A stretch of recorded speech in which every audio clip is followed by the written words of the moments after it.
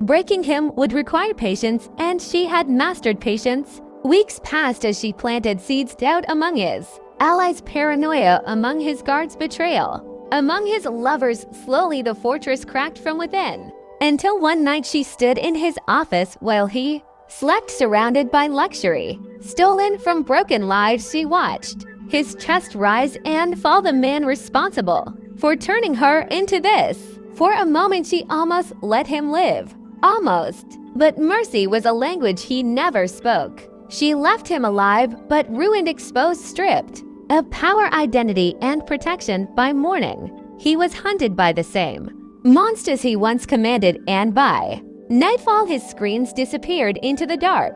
The world never learned her name, but history felt her impact. Still, the storm inside her did not fade. Victory tasted hollow, and silence followed her like a curse. She had crossed oceans of blood only to find herself standing alone, until a child grabbed her hand on a subway platform, eyes wide, scared and hopeful. In that fragile moment she felt something shift, a reminder of why she once believed in good.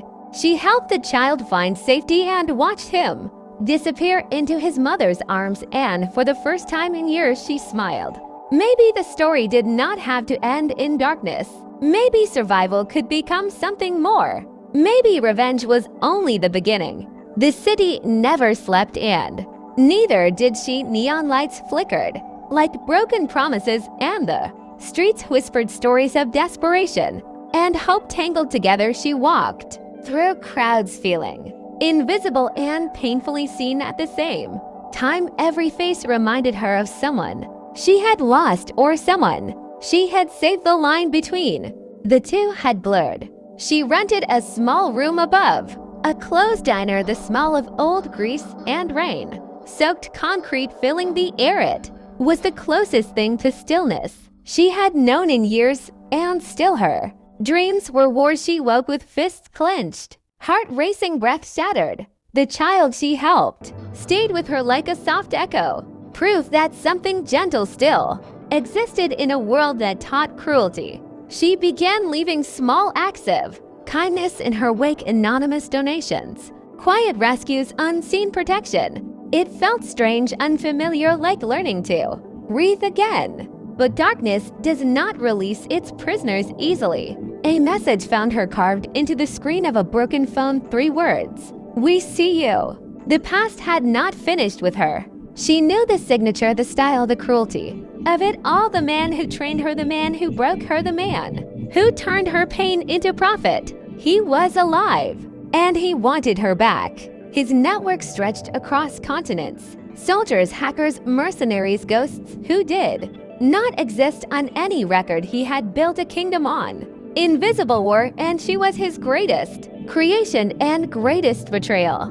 Running was not an option. She traveled to the frozen edges of Alaska, following fragments of intelligence stolen from dead men and corrupted satellites through blizzards and isolation.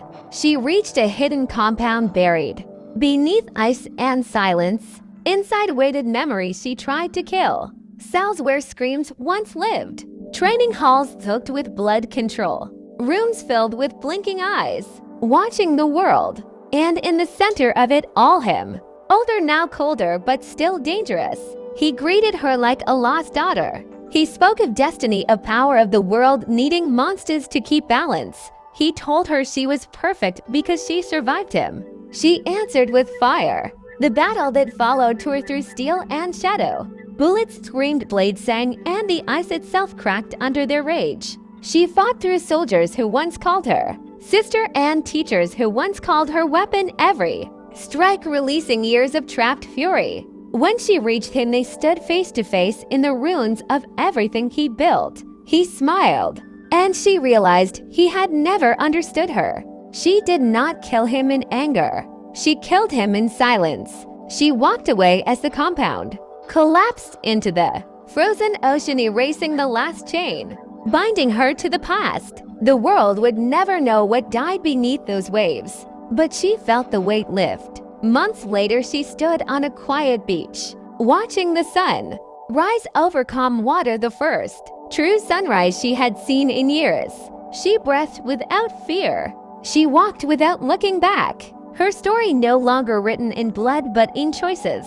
Somewhere a child laughed.